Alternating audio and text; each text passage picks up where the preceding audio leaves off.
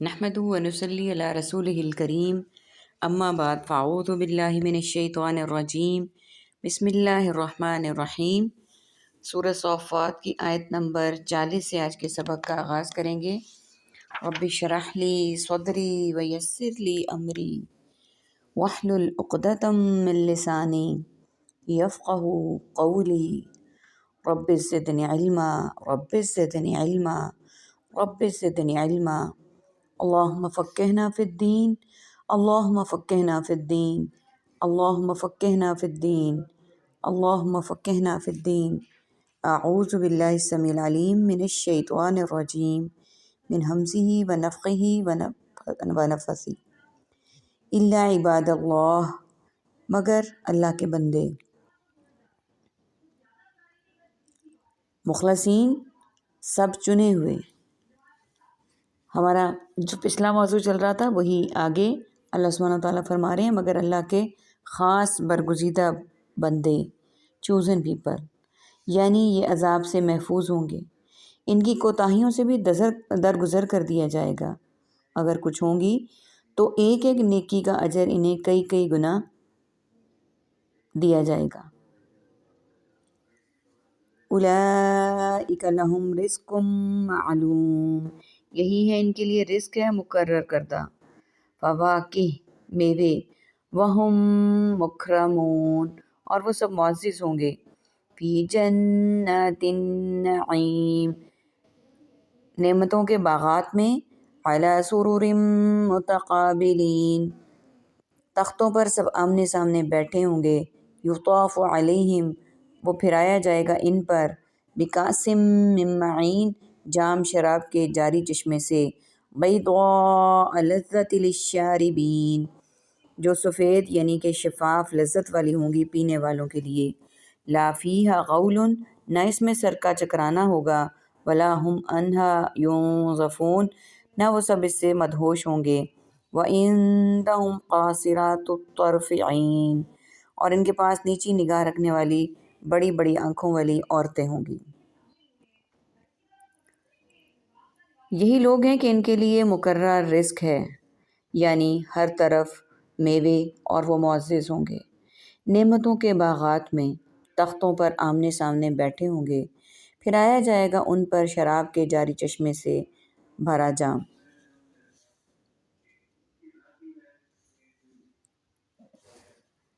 کاسن، شراب کے بھرے ہوئے جام کو، اور قدحٌ، خالی جام کو کہتے ہیں۔ معین، ان کے معنی ہیں جاری چشمہ، مطلب ہے کہ جاری چشمے کی طرح جنت میں شراب ہر وقت میسر رہے گی، جو سفید یعنی صاف شفاف لذت والی ہوگی پینے والوں کے لیے۔ یعنی دنیا کی شراب کی طرح اس میں قے، سردرد، بدمستگی اور بہکنے کا اندیشہ نہیں ہوگا۔ یعنی نہ اس میں سر کا چکرانا، نہ ہی مدہوش ہوں گے۔ یہ ساری بات ہم نے الحمدللہ اس میں کر لی، یعنی دنیا کی شراب کی طرح اس میں یہ چیزیں نہیں ہوں گی۔ اور دنیا میں شراب عام طور پر بد رنگ ہوتی ہے، جنت میں وہ جس طرح لذیذ ہوگی، خوش رنگ بھی ہوگی، اور اس میں یہ معاملات بھی نہیں ہوں گے جو ہم نے ابھی ڈسکس کیے آیت نمبر 47 میں۔ 48 کو دیکھ لیتے ہیں۔ اور ان کے پاس نیچی نگاہ رکھنے والی بڑی بڑی آنکھوں والی عورتیں ہوں گی۔ بڑی اور موٹی آنکھیں حسن کی علامت ہیں، یعنی حسین آنکھیں ہوں گی۔ اب دیکھیں کہ اللہ سبحانہ وتعالیٰ بھی خالق کائنات ہیں، تخلیق کو، اتنی کائنات کو بہت خوبصورت تخلیق کیا، تو یہاں پر بھی خوبصورتی کائنات کی جو ہے وہ بیان کر رہے ہیں کہ ان کی آنکھیں کیسی خوبصورت ہوں گی۔ کأنہن بیض مکنون، گویا کہ وہ انڈے ہوں گے چھپا کر رکھے ہوئے، جیسے انڈے شتر مرغ نے پروں کے نیچے چھپائے ہوئے ہوں، جس کی وجہ سے وہ ہوا اور گرد و غبار سے محفوظ ہوں گے۔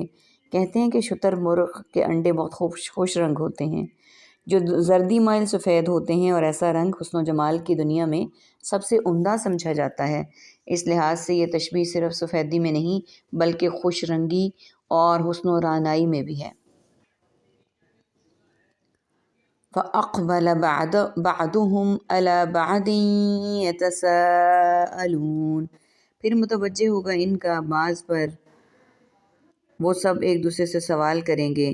قَالَ قَائِلٌ مِّنْهُمْ، کہے گا ایک کہنے والا ان میں سے، انی کان لی قرین، بے شک میں تھا میرے لیے ایک ساتھی، یقول، وہ کہتا تھا، اِنَّکَ لَمِنَ الْمُصَدِّقِینَ، کہ کیا بے شک تو واقعی تصدیق کرنے والوں میں سے ہے، اَإِذَا مِتْنَا، کیا جب ہم مر گئے، وَكُنَّا تُرَابًا وَعِظَامًا، اور ہم ہو گئے مٹی اور ہڈیاں، اِنَّا لَمَدِینُونَ، کیا بے شک ہم واقعی سب بدلہ دیے جانے والے ہیں۔ قال، وہ کہے گا، هل انتم مطلعون، کیا تم سب جھانک کر دیکھنے والے ہو۔ فاطلع فرآہ، پھر وہ جھانکے گا تو وہ دیکھے گا اس ساتھی کو، پھر متوجہ ہوگا ان کا بعض پر، یعنی ایک دوسرے کی طرف، اور ایک دوسرے سے سوال کریں گے۔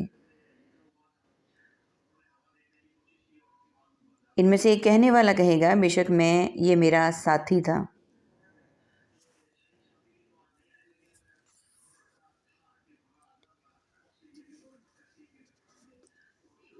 جو مجھ سے کہا کرتا تھا،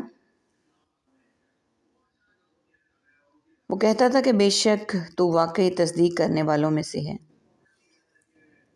جنتی جنت میں ایک دوسرے کے ساتھ بیٹھے ہوئے دنیا کے واقعات کو یاد کریں گے اور ایک دوسرے کو سنائیں گے، یعنی یہ بات وہ استہزاء، اب یہ جو بات ہم نے بھی کی نا کہ وہ کہے گا کہ یہ میرا ساتھی تھا دنیا میں، اس کی بات ہے، یعنی یہ بات وہ استہزاء اور مذاق کے طور پر کہا کرتا تھا، مقصد اس کا یہ تھا کہ یہ تو ناممکن ہے، کیا ایسی ناممکن الوقوع بات پر تو یقین رکھتا ہے؟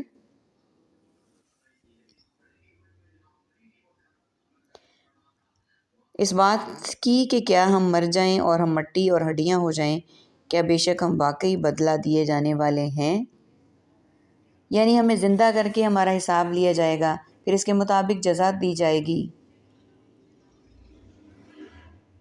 پھر وہ کہے گا جہنم میں اس شخص کو، تم جھانک کر دیکھنے والے ہو،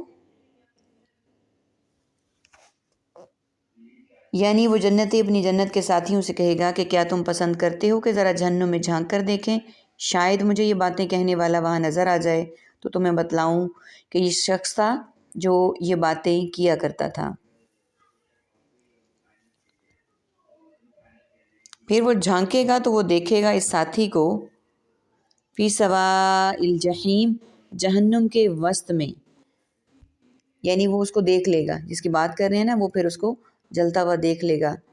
پھر وہ کیا کہے گا، قال، وہ کہے گا، تاللہ، اللہ کی قسم، ان کدت لتردین، یقیناً تو قریب تھا واقعی تو ہلاک کر دیتا مجھے، کہ یعنی یہ تو بالکل قریب تھا اس بات کے، اگر میں تیری ہی بات مانتا رہتا، کدتا، تو میں ضرور تو مجھے بھی برباد کر دیتا، پرزور طریقے سے کہا گیا۔ ولولا، اور اگر نہ ہوتی، نعمت ربی، میرے رب کی نعمت، لکنت من المحضرین، تو یقیناً میں ہوتا عذاب میں حاضر کیے جانے والوں میں سے۔ افما، تو کیا بھلا نہیں ہے، نحن، ہم، بمیتین، کبھی مرنے والے،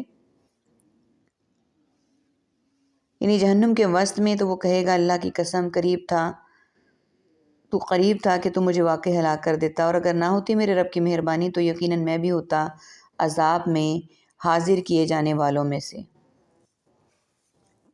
یعنی جھانکنے پر اس سے جہنم کے وسط میں وہ شخص نظر آ جائے گا، اور اسے یہ جنتی کہے گا کہ مجھے بھی تو گمراہ کر کے ہلاکت میں ڈالنے لگا تھا، یہ تو مجھ پر اللہ کا احسان ہوا، ورنہ آج میں بھی تیرے ساتھ جہنم میں ہوتا۔ کیا یہ صحیح نہیں؟ تو کیا بھلا یہ درست نہیں کہ ہم ہرگز مرنے والے؟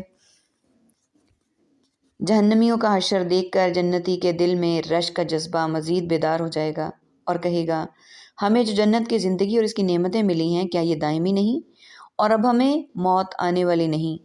یہ استفہام تقریری ہے، یعنی اب یہ زندگیاں دائمی ہیں، جنتی ہمیشہ جنت میں اور جہنمی ہمیشہ جہنم میں رہیں گے، نہ انہیں موت آئے گی، نہ جہنم کے عذاب سے چھوٹ جائیں، نہ ہمیں کہ جنت کی نعمتوں سے محروم ہو جائیں، جس طرح حدیث میں آتا ہے کہ موت کو ایک مینڈھے کی شکل میں جنت اور دوزخ کے درمیان لا کر ذبح کر دیا جائے گا کہ اب کسی کو موت نہیں آئے گی۔ صحیح بخاری حدیث 4730۔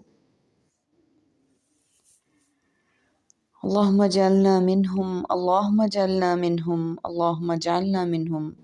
اللہ تعالیٰ ان جنت والوں میں ہمارا بھی شمار کر دے، آمین یا رب العالمین۔ وآخر دعوانا ان الحمد للہ رب العالمین۔ سبحانک اللہم وبحمدک، نشہد ان لا الہ الا انت، نستغفرک ونتوب الیک۔ السلام علیکم ورحمۃ اللہ وبرکاتہ۔